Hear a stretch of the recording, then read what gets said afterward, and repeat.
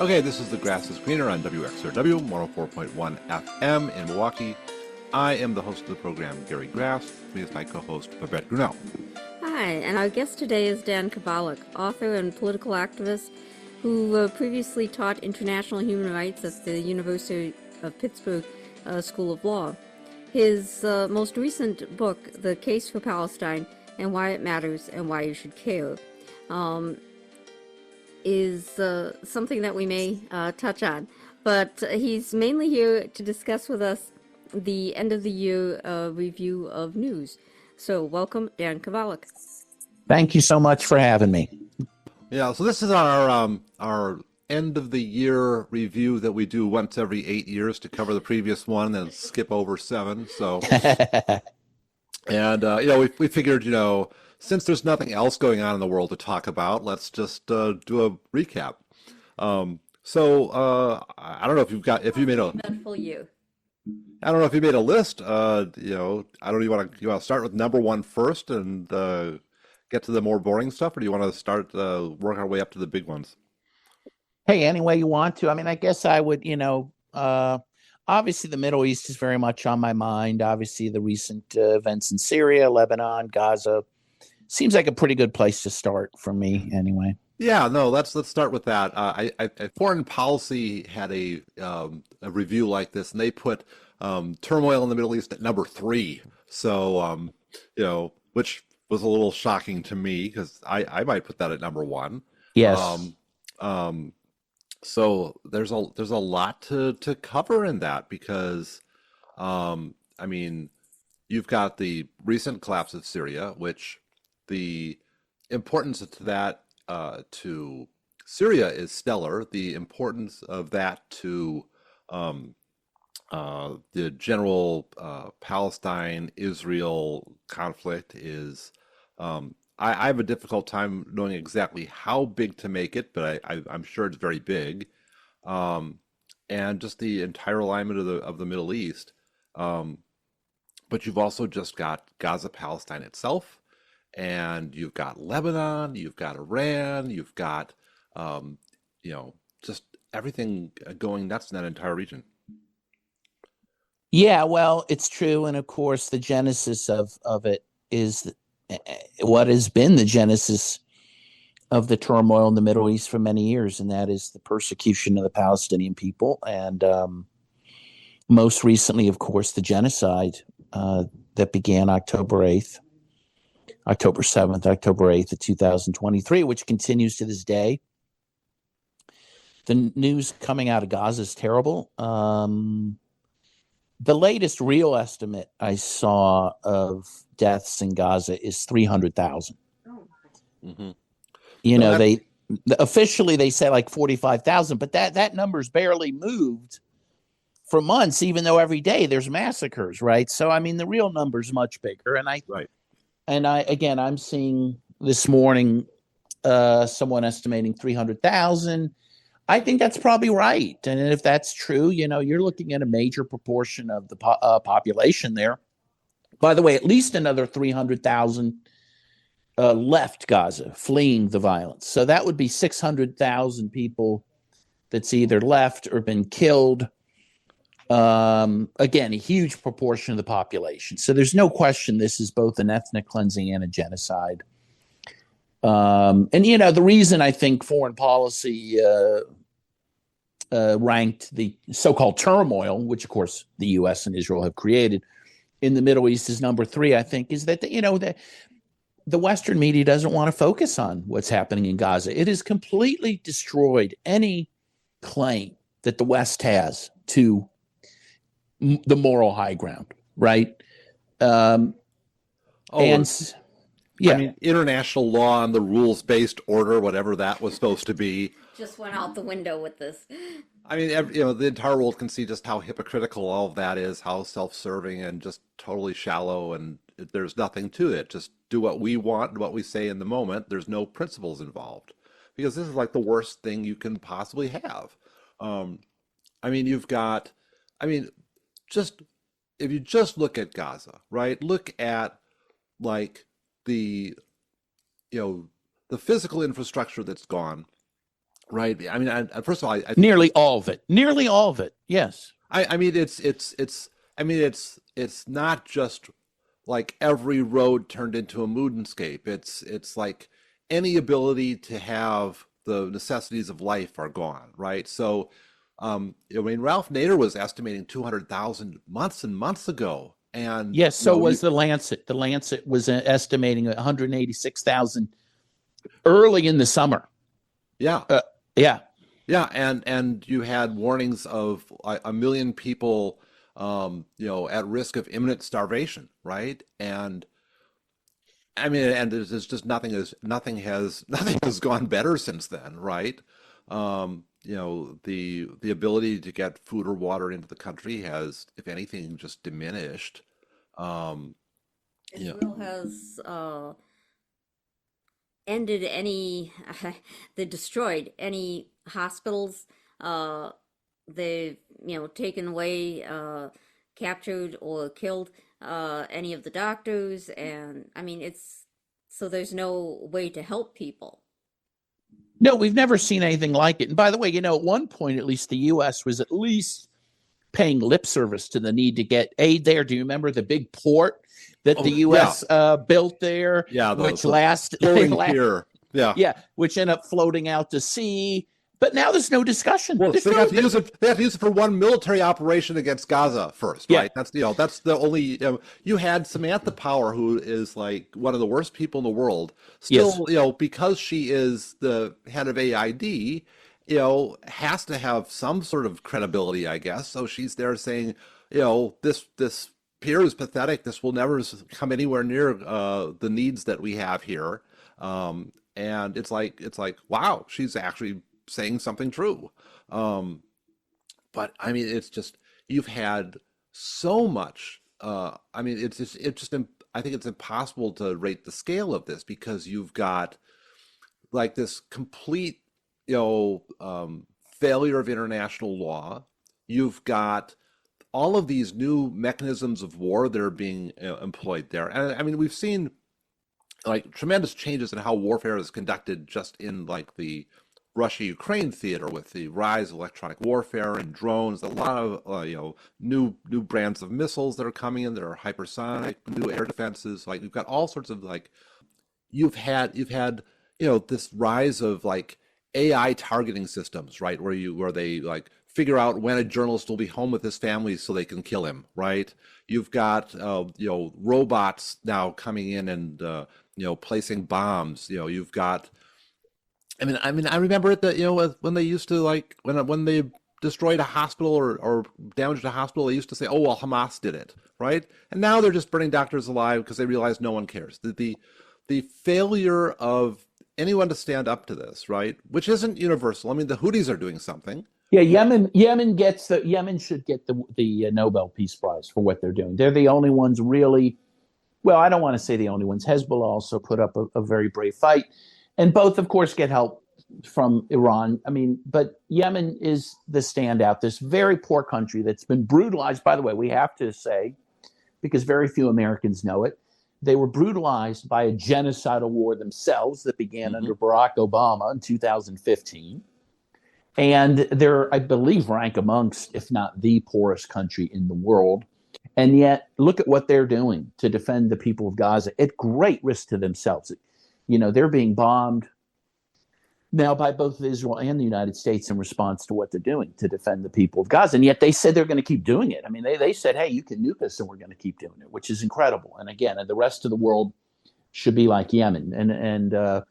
But the countries that could really change it, Turkey, for example, which claimed to have an embargo against Israel. However, they continue to sell oil or actually transport oil. It's from Azerbaijan, but they still continue to transfer that oil to Israel, which is desperately needed by Israel to continue this conflict. Egypt has done nothing. Jordan has done nothing. Yemen is incredible, but the rest of the world, Europe, of course, the U.S. The U.S. is a party to this. Let's be clear. It's not that the U.S. is standing back. They are actively fueling this war. That Israel could not carry this out without Right. constant U.S. help. The last I saw is that the U.S. is resupplying Israel with armaments every 16 hours. Wow. Yeah, I mean, And I guess fuel? And the fuel, again, that's coming mostly from Azerbaijan through Turkey, which, again, has not ended that trade despite what Erdogan has said. right. So there's many parties to this genocide. Yeah, I think the United States is the biggest factor. I mean, it's 80% of the weapons. They've said they can't do it without us, right? Because they can't, right? They would have run out of weapons a long time ago. They would have ran out of bombs. They would be forced to other mechanisms to trying to destroy the people there.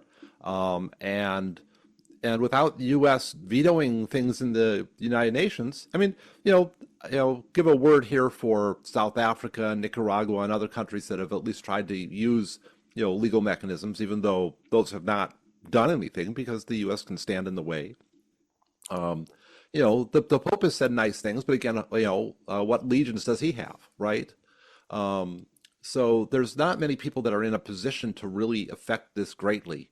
Who have done very much, other than, as you say, I mean, the Ansar Allah in Yemen has done great, and it's some other countries that are sort of in that axis of resistance, and most of the world has completely failed at this, and what this bodes for the future, not just in Gaza or even just in the Middle East, but for the rest of the world in terms of this complete abandonment of any sort of morality and development of new technologies of mass destruction. I think that's what really puts this, I think, probably in the top slot for the year. Oh, yes. And again, the destruction of ancient antiquities, ancient mosques, ancient Christian churches, ancient ruins. I mean, world history is being destroyed. And again, barely a whisper of complaint from the Western media. And I have to say, and I'm not going to be popular, I'm sure, with a lot of your audience for saying this, but the fact that, people, the Democratic base still thinks Joe Biden is a good guy after all this. I mean, overseeing this genocide the way he has. I don't, to me, the Democratic Party has lost its soul. It has no morality anymore. It's just a matter of, we like our guy better than your guy, and we don't care what he does. And that's just, where we're at this point. Yeah. Have to agree on that. Genocide Joe. Yeah, no, I don't know, I don't know who our audience is, but if they're still sticking around after all the stuff that we've said about the Democrats, right? I think you can talk about that as, let's to shift gears a little bit, and we could talk about this obviously for the entire hour, right? Yeah, we could probably spend an hour just going through all the world history that Israel has destroyed with U.S. help, starting in Gaza and now just expanding into Syria and Lebanon.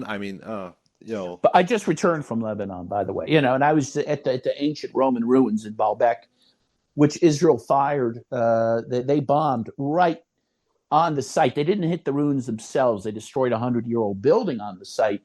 But they hit right near the ruins. And of course, UNESCO and others were panicking that they were going to actually hit the ruins. But that's, they are threatening to wipe out all the history of not just the Middle East, but of all of humanity, because it happens to be that humanity comes from that area of the world.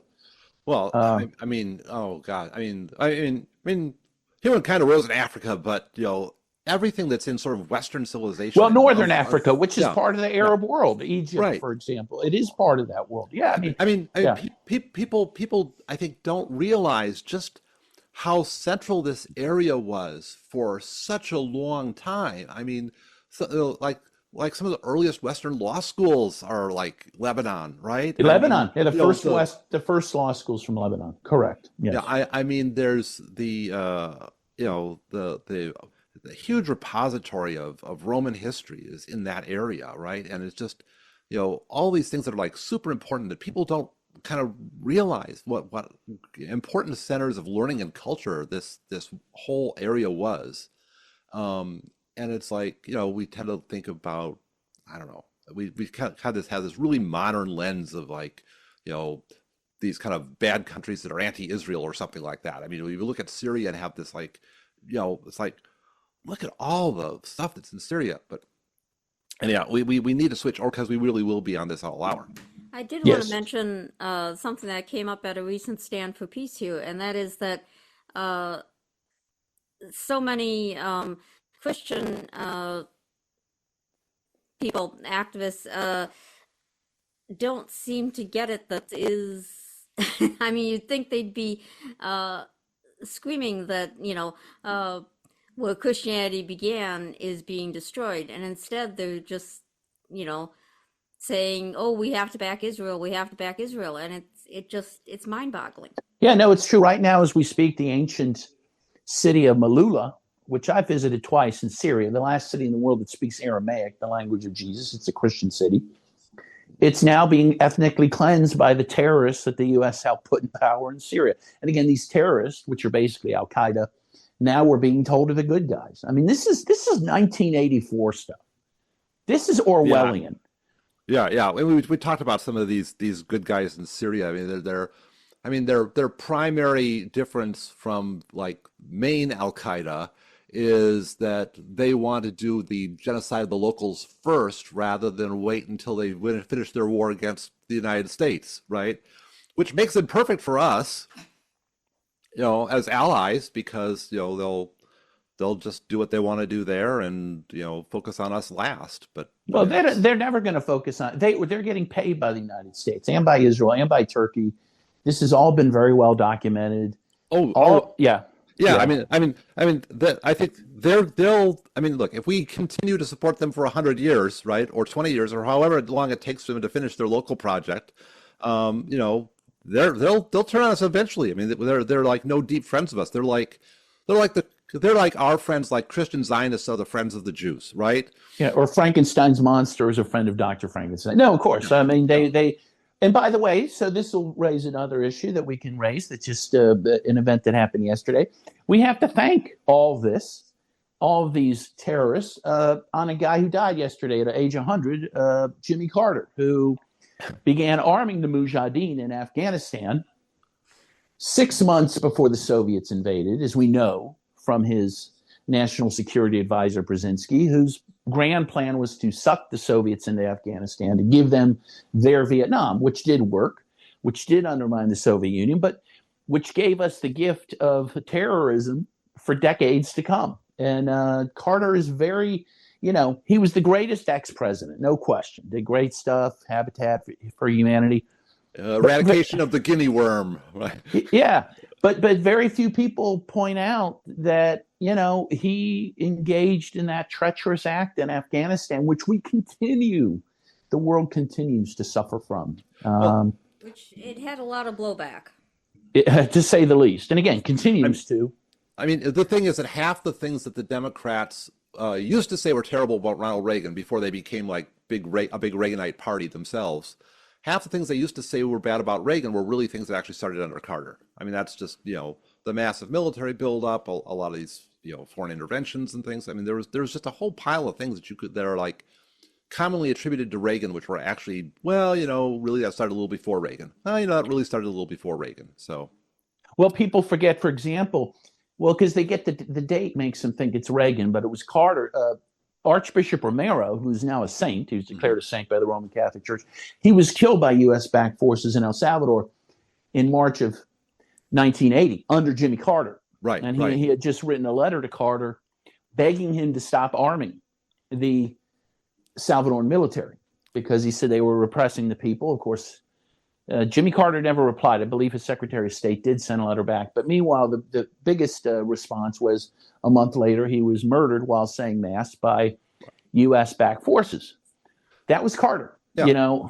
Although those forces were really originally set up under John F. Kennedy, so Well, it's true. No, and no, Kennedy started, right, the right, national security doctrine, which created the death squads in Latin America. No, it's yeah, absolutely true. yeah, and specifically Roberto Dobeson's death squad, which did that, so it's there's a direct line back to JFK, and so again, I mean, it's like the kind of Democrats good, Republicans bad that really just doesn't work. And I think, I mean, so that the thing that foreign policy put at number one, which I mean we've been leaning towards for the last portion of this conversation, they put it in as the election of Donald Trump.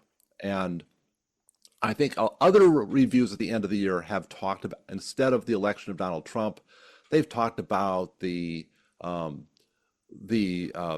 out of Biden from the race. Some people have mentioned the assassination attempt on Trump, which wasn't even mentioned at all by foreign policy, which is kind of a weird omission because they give it this like long paragraph talking about all the different things that led up to Trump getting elected.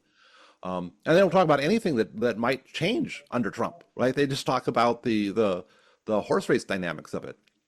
Yeah, that's all that anyone seems to care about, as you say, is the horse race issue. But I think in this case, the horse race is important because the horse race involves things like, Kamala Harris being stuck in the position without winning any primaries, the condition of Biden being concealed, kind of badly concealed. I mean, half the country, knew how bad he was, and before the primaries. It's only like the Democrats woke up, but the Republicans were saying all of this time how terrible.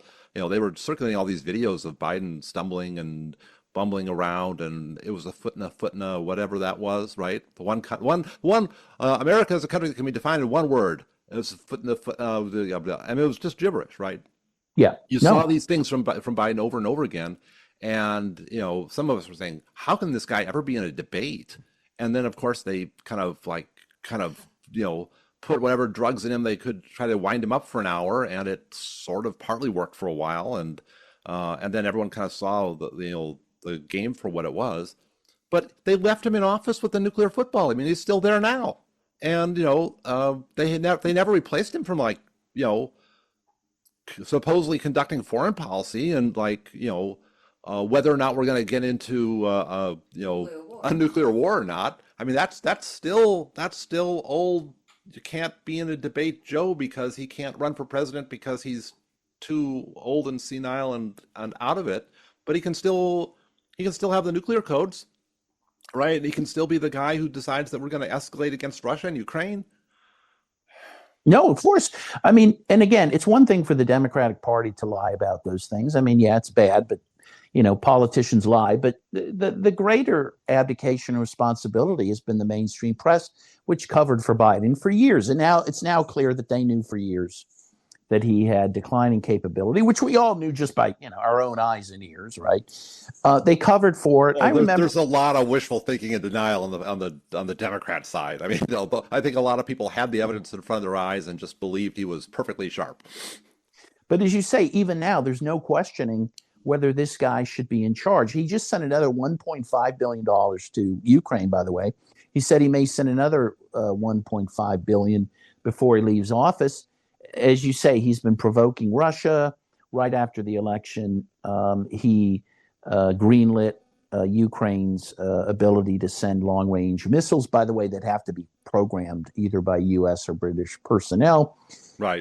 Deep into Russian territory, which is quite dangerous. And no one questions whether this guy should be making those kinds of decisions. And maybe he's not, but that's equally bad, because if he's not, then it means unelected officials are, like Blinken and Sullivan. We don't have a functioning Democratic White House now. I mean, I think Biden is still with it for an hour a day that he can sign pardons for 11 years of anything his son might have done wrong, right? Or for the judge in Scranton, the kids for cash judge, right? Who was selling kids into jail in order to get kickbacks from private prisons. I mean, that's what he's focusing his last days on. I mean, that, and it seems like, trying to push these wars past a point of no return so that Trump can't undo them. I mean, and Europe was trying to kind of Trump-proof the wars too, which is I'm not sure they really need to Trump-proof the wars, because I'm not sure that he's going to really do or try to do that much, or if he even could. Well, I think there's two theories on that, and I think two equally reasonable and plausible theories. One theory is, yes, they're trying to Trump-proof these wars to make sure that Trump doesn't have the chance to end them because he at least made some noises that he would, and his base wants these wars to end. And by the way, the American people, the polls show, want the wars to end. So there is one theory that they're trying to, as you say, Trump-proof the wars. But the other theory is that they're working hand in glove with Trump, that Trump really doesn't want to end the wars, despite what he said, despite what his base wants. And actually, they're helping him to be able to continue those wars against the will of the American people by doing what they're doing now. And I think that both are equally good theories. And in a way, they could both be true, because you can have people that are aligned with Trump working in one direction, while still having other people that are like really not certain what Trump will do, and really, because he can shift on a dime, because it's like he's hard to predict. He has this sort of strategy of vastly overstating or bluffing or just sending out trial balloons for whatever his policy is going to end up being. So it's really hard to know where Trump stands. And I can see where people want to say, well, things are really uncertain. We need to guard ourselves against what might happen under Trump. Even if he's actually helping us now, he may turn against us. He may do something different because he's kind of unreliable and unpredictable. Yeah, no, that's all fair. And again, I agree. I think probably both are happening at the same time. And in any case, whatever theory is right, or both theories are right, the result is the result is the same, and it is that we are moving closer to nuclear conflagration. And again, the press, the Fourth Estate, doesn't seem to care, right? Is not sending up any flares to say, oh, maybe we shouldn't be doing this. In fact, they seem to be totally okay with that, which, egging it on. Well, they do, and they have for a long time. Which brings me to maybe a conclusion. It makes a lot of people are saying, oh, thank God 2024 is over, because God, what a rotten year with the genocide and this and that. I hate to be the bearer of bad news, but it ain't getting better. It ain't getting better. And it's probably going to get worse unless we have a peace movement that is mobilized to demand that it ends. I mean, that is a tall order right now. I mean, it is. It is a tall order. I mean, we have a peace movement in Milwaukee. I mean, we've got multiple peace organizations now, right? And I think one of the reasons why we have so many is because the one that kind of filled up most of the space has not really done what people want it to do. They haven't really made any peace. This organization, which I still favor, right? I'm still part of this, but they have a subcommittee to end the wars. And then they've got some other very prominent members that are like show up every week on the street corner with Ukraine flags, promoting that we send more arms and aid to Ukraine. And it's like, well, why don't you just form an expand the wars committee to fight against the end the wars committee? I mean, it's like a peace movement should not have an end the wars committee and an expand the wars committee. It should just have an end the wars committee, and they should be against all of the wars and not be promoting the military industrial complex for any of them. And they should realize that, in fact, in a lot of ways, this is all just one big war. And some people are pushing it, and some people are opposing it, and some people are doing both at the same time.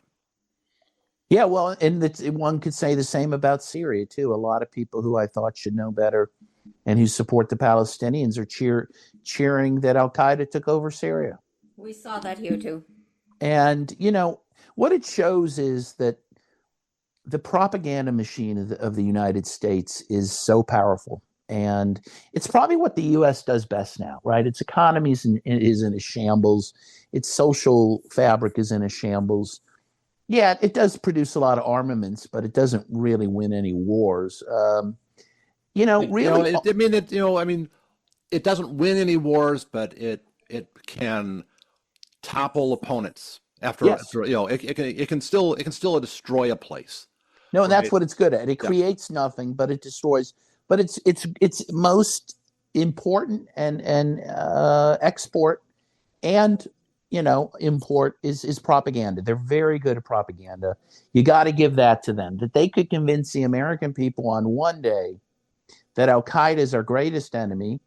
Al Qaeda destroyed the World Trade Centers. We have to stop them. And then on the next day, say these are the freedom fighters we need to support. The fact that people would buy that, right, shows. They've severed all ties with Al Qaeda. They've turned out they're good guys now, right? Yeah, even though they're flying the Al Qaeda and ISIS flags over Damascus, right? It's a joke. It's a terrible joke. It's unbelievable to me. And by the way, no one else gets to redeem themselves that way. Can you imagine if Putin said, "Oh, I'm going to reform," or Assad says, "I'm going to"? No, Azov got to do it. Yeah, well, of course. Yeah, the worst people in the world get to do it, right? You literally have Jelani, the head of this HTS group, again, Al Qaeda, say, "Yeah, when I was a young man, like most young men, I chopped people's heads off, and who didn't have their wild ears like that? Yeah, I remember my head chopping days. Hanged Christians upside down by the lamppost. But hey, I'm 30 now. I've seen this is a joke. This is a joke. I mean, but again, the propaganda machine it works, and it only works again. And I guess this is my theme, and maybe it's always going to be my theme, because our legacy media, because the media many people trust, like the New York Times and NPR and CNN, they cover for this propaganda. They spread the propaganda, and they cover up for the war crimes. I think we've got this sort of paradox right now that we have faith in the media and faith in other institutions is at an all-time low, and yet you still see the propaganda being very, very effective, because whatever it is that they're spreading out, right, people may kind of see through it on a surface level and say, well, I don't necessarily believe that, right? But the kind of deeper message and the overall framing does sort of seep in. And so the overall look that people have is still dominated by whatever the mainstream media puts out, even though they may say, oh, I don't really like the mainstream media, I don't really trust it, right? It means I don't trust them on particular things that I know about, but I'm still kind of absorb the things that I don't know about and kind of accept that as my frame of reference. Yeah, well, and I agree with that. And it's because also it's years of grooming. This isn't just overnight. And again, when you look at Syria, for example. Oh, my goodness. In 2010, first of all, in Syria, in 2010, there were 8.5 million tourists to that country. It was one of the most placid places in the world to visit, to live in. The economy was good.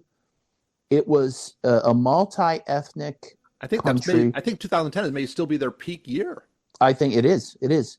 And then the wolves came. The international support for. I just listened to Jacques Baud. Is that his name? The Swiss intelligence guy. Yeah. Yes. I heard that too. And he said that he counted 150 different militias in Syria at any given time, being supported by multiple different countries. This was a world war against Syria. When I went to Syria in 2021, we were told that they had captured passports amongst the rebels, however you want to call them, from 84 different countries. 84 different countries. This was a world war. And by the time they were finished, Syria was on its knees. So that while, and you add that to Caesar sanctions that Trump put in place, which economically devastated the place. So when you see what happened over the last weeks, where it looks like the terrorists took over Syria within days, that's true. But it took years of dismantling that state and economy and society for that to happen, in the same way that it takes years for people in the U.S. to be groomed to accept a group like HTS as the good guys. Well, I think, the political sort of crisis or development in the United States is definitely one of the things. The Middle East is certainly one of the things.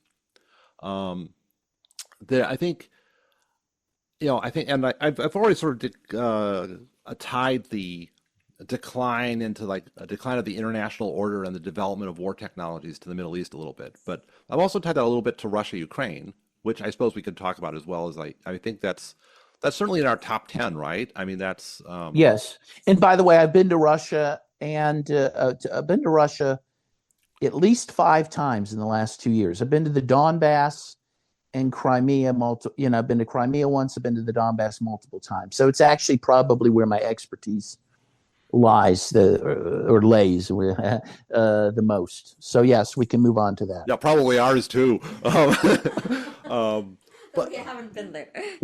No, you're still the boss. But yeah, I mean, this is the year that if, Ukraine's massive counteroffensive retook Crimea, and Russia's economy collapsed, and Putin is gone. So that's all for the good, right? Right, exactly. Just as we were told it was going to happen, as it was foretold. Although, on the other hand, I will say this: I would not predict that would never happen. That is to say that, honestly, after the collapse of the Soviet Union, and then you saw the collapse of Libya, which I thought was surprising to me. Honestly, the collapse of Syria, which ultimately surprised me. Honestly, nothing surprises me anymore. And so, while it is true, well, I mean, I think the people that collapsed Syria were surprised. I mean, it took them several days to find some fake people to liberate from their prisons, right? I mean, it's like have those things being staged days after the collapse, where suddenly now look at these toddlers that are in the prison. It's like, I mean, come on, I mean, right? It ended up being from a children's home or stuff, women in children's home. No, it's true. And well, in the same way that the collapse of the Soviet Union apparently was a surprise to the CIA, by the way, when it happened. But the point is, I am not. Nothing lasts forever. And while yes, the ruble has not been turned to rubble as the Biden administration has threatened, and while the economy of Russia seems good, again, I've been there 5 times. The economy, and by the way, the society seem to function much better than that in the United States. You don't see the homeless you see in the U.S. The cities are clean, they're nice. In a way, the cities of America are not. But again, I would not say that Russia is safe. I mean, the West wants to destroy Russia. They want to balkanize Russia.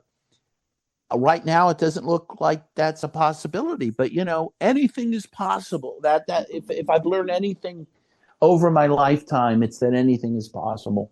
And they keep trying to create these disturbances along the border with Russia, whether it's in Georgia or Azerbaijan or just Romania. You had Romania that they disqualified the guy who won the presidency because on the first ballot because he supports Russia. I mean, it's incredible. All in the name of democracy, of course. And the U.S. has supported terrorists over time to, as you say, attack Russia in Chechnya and in some of the former Soviet republics. Of course, Syria, the instability in Syria will cause problems for Russia, no doubt. So we'll see. I mean, again, the West has not given up on destroying Russia, and Biden has done everything he can in his last weeks to provoke a conflict with Russia. So, we'll have to see what happens. I mean, and for someone as old as he is, I think people made this comparison before, but you look at Biden at his age, right, and Putin, who's pretty old himself, but Putin is able to get up and do these long speeches and like rattle off figures and just have a very, very strong intellectual argument. And, he's constantly being seen, going, off script and answering difficult questions very intelligently, and meeting with people and just being very, very present and very active. And it's I don't want to overestimate the role of Putin in holding Russia together, but clearly he's this big force there, right? And we see that he's got a backbench. That's it's not just him, right? Yeah, Lavrov is very impressive. Again, you put any of his people against the Biden people, and it's no contest, right? The Russians are very much more adept. Well, Russia still has diplomats like Lavrov. Yes, they do, and that's a good point. The U.S. has given up on diplomacy a long time ago. We don't even try. The Biden administration has forbidden its officials from talking to their counterparts in Russia. We have not talked to Russia in years, although, again, I do think the Trump people are talking to Russia, which is to the good, by the way. I think that's a positive thing.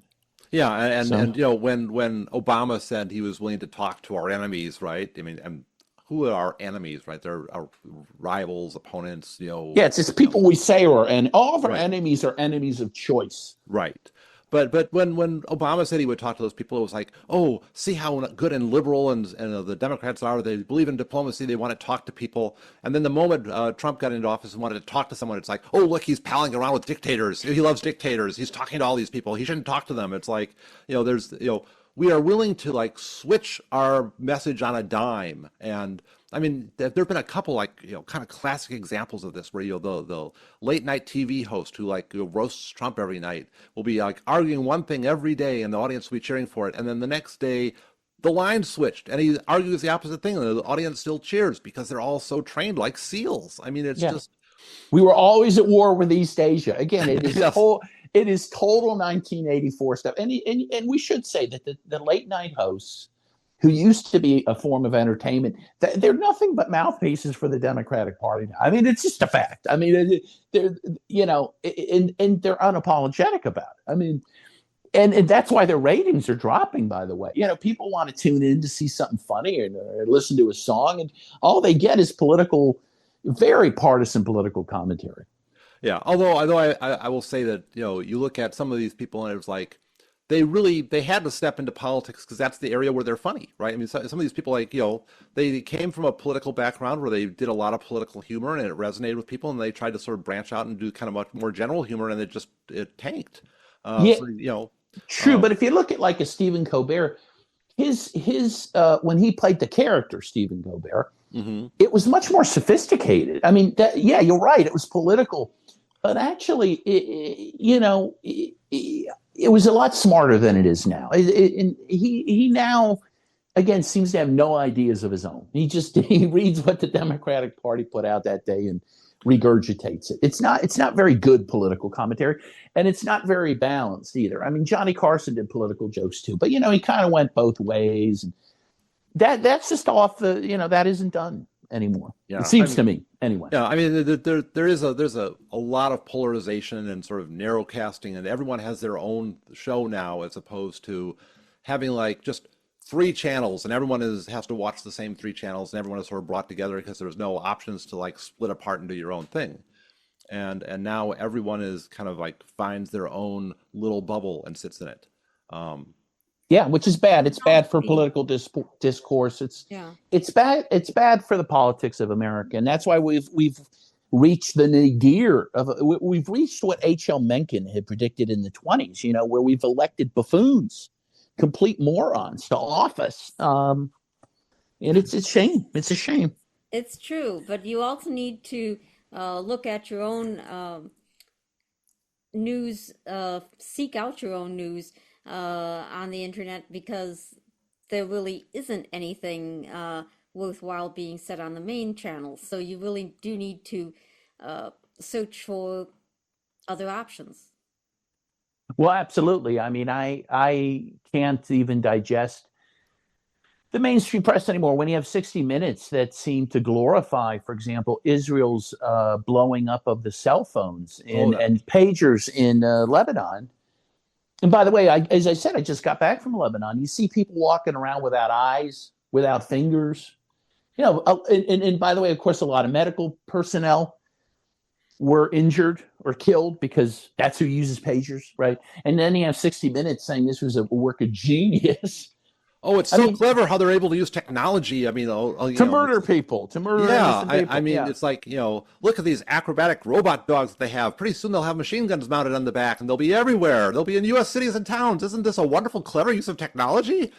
And that's 60 Minutes, which used to, again, I had some respect for, which during the Vietnam War, they sent Mike Wallace there, who was, he was videotaping GIs burning huts with their Zippo lighters, and you're not seeing that kind of tough journalism anymore. Yeah. Well, we know how to not have that journalism, right? That's one of the great we lessons. Learned it from Vietnam. Yeah, there were great yeah. lessons. Well, there are two great lessons of Vietnam. One, don't really cover the wars, and I guess three great lessons. Don't show the body bags coming back.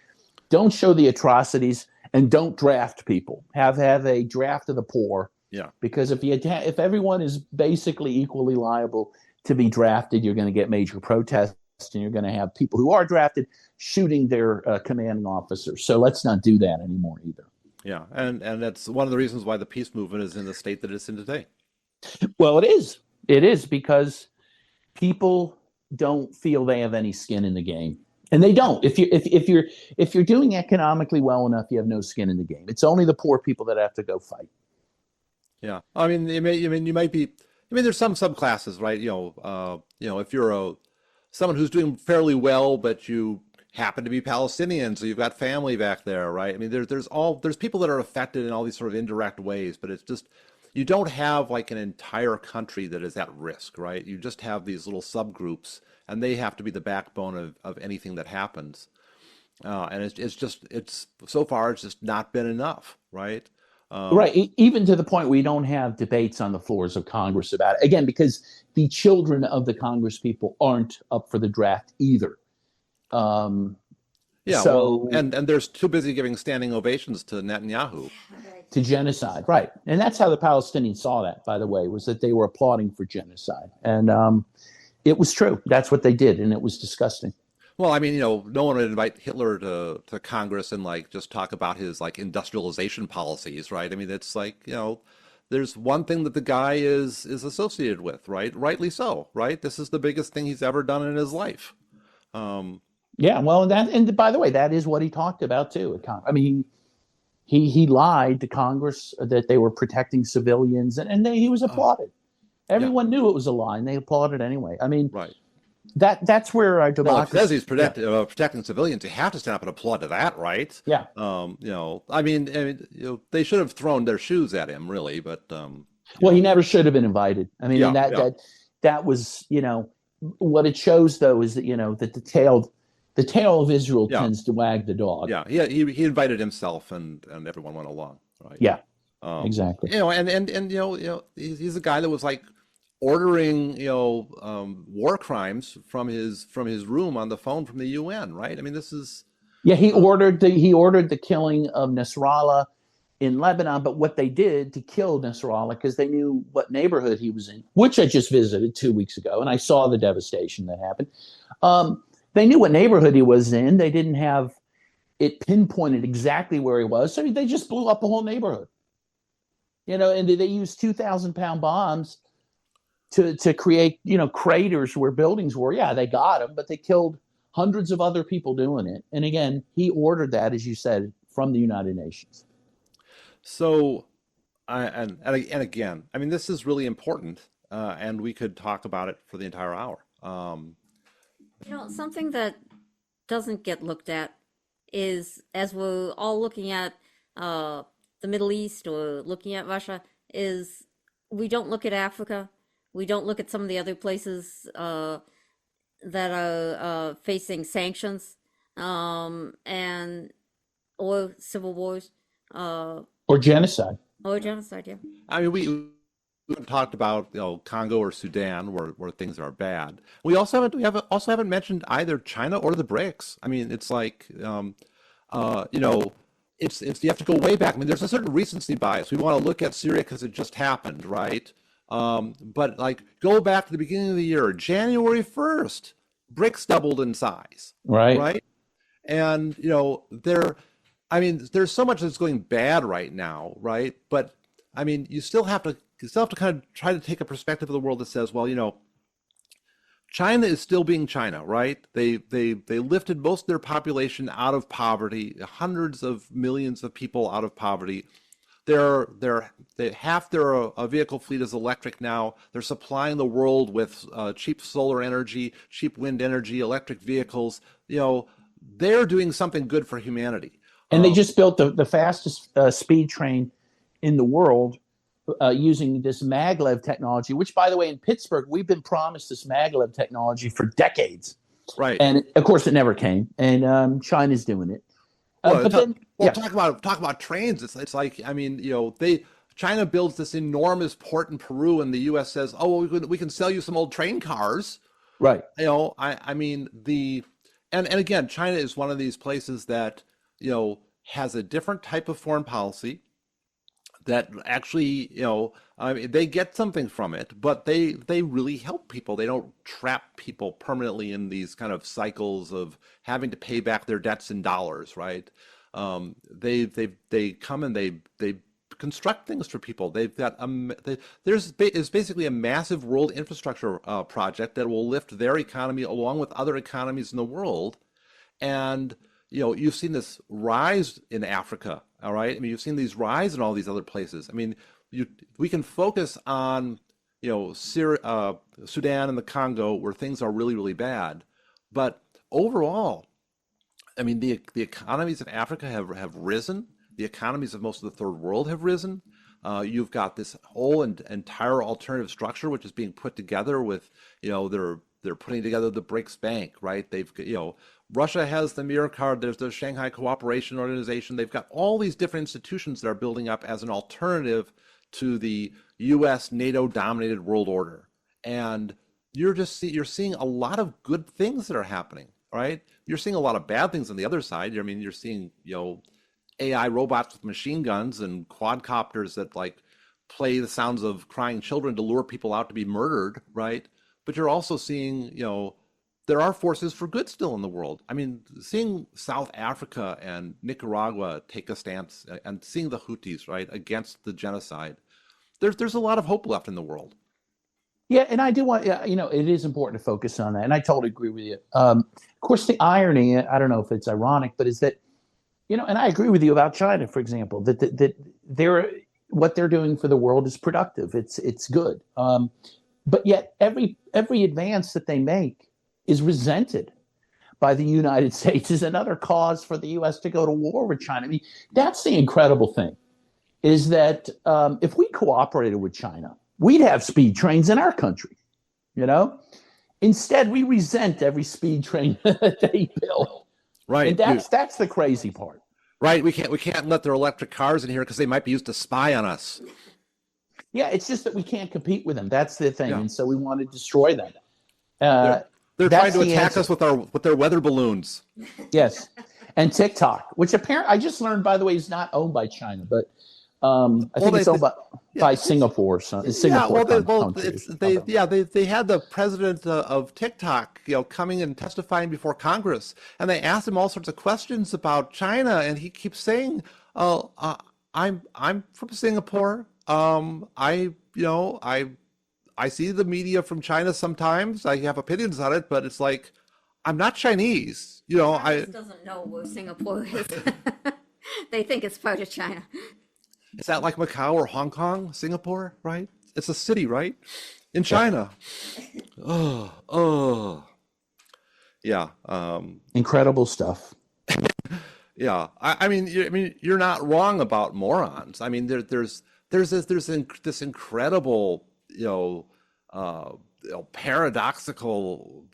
You have so many people there that have some degree of smarts, right? In some ways, they can do some things well, and yet they are incredibly ignorant and incredibly stupid in so many ways.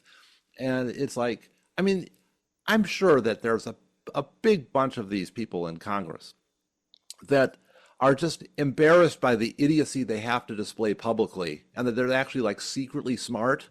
I mean, I hope so. I mean, maybe it's not that many of them. Maybe they're all just really dumb. But I think they have to be smarter in some part of them than the some that we see, because I can't imagine you couldn't be dumber than that. No, it's incredible.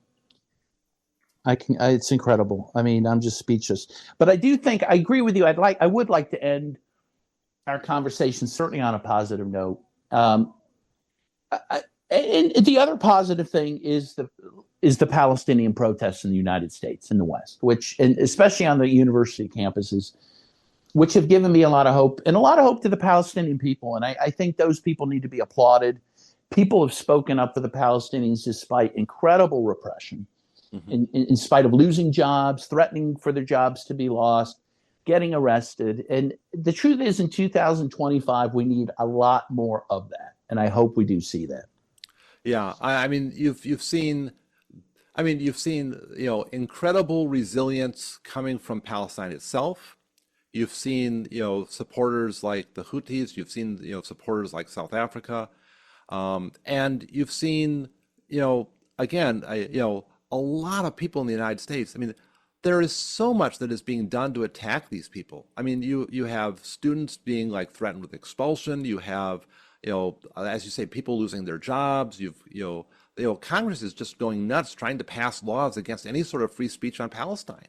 And Yes. and again, this is something that, as you say, it doesn't just come out of nowhere. I mean, there have been anti-BDS laws in all these states for such a long time that are completely unconstitutional, but almost no one ever challenges them, right? So you had that one case where Abby Martin fought back against the law. Yes, in Georgia, I think. Yes, because she was asked to sign some anti-BDS pledge as a condition for speaking at a public university, and I think she won that case, if I'm not mistaken. She won, and then they just passed a new anti-BDS law that was slightly different. So someone else is going to have to fight that same battle again. Right. And this is what happens, unless there's a cultural shift and just a much broader understanding, we're going to keep having to fight these things over and over again. And we could do an entire another show just on the what the horrors that have happened to free speech in this country, and all the different ways that free speech has been under attack. I mean, that's the real reason why they banned TikTok, right? That's the real reason why they did this, why they did that. All these laws coming up, and they had a lot of practice with, trying to suppress Russian disinformation and COVID disinformation, and it's like, all these kind of misinformation scares. Whether some of them had some validity or not, the way this was used as one more way to get at free speech. We've got to protect children online, and they're everything they can do. This is a constant threat, and that's something we're going to see a lot of in 2025. Yeah, well, the ACLU, one of its big quotes was, the price for freedom is eternal vigilance, right? And so that is true, that the governing ruling elite, they are not going to give free speech and freedom freely. We have to fight for it, and we have to fight for it every day.